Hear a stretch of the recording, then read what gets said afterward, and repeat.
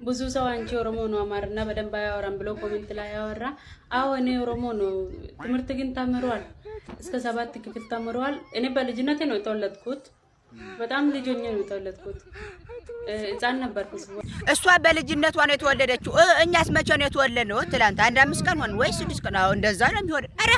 አረ አማርኛ በእግሯ ሄደች እኮ እንደዚህ ኩስኩስ አለችው። የተጠየቀችው ጥያቄ ሌላ።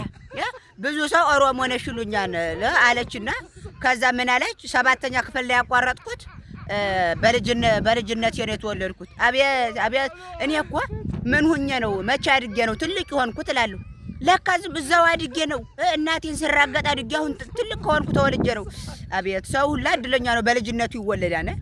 በስንት ዓመት እያለሽ በልጅነቱ 1 እስከ 5 ዓመት ባለው ተወለድሽ ማለት ነው። አቤት! ኧረ ወገን! ኧረ ወገን! ይሄ ኢትዮጵያ እኮ ስትመር አንድ ቋንቋ ነው መኖር ያለበት። ሌላውን ቋንቋ ሸክፎ ማቃጠል ለምንም አይጠቅምም። በቃ አንድ ቋንቋ ብቻ ነው ማስቀመጥ የሚሻለው። መግባባት እኮ አልቻልንም እርስ በርስ። በጣም ብዙ ሀገር አለ። እኔ ከዛ መሀል 2 ወይ 3 ነው በቃ ሌላውን አላውቀው።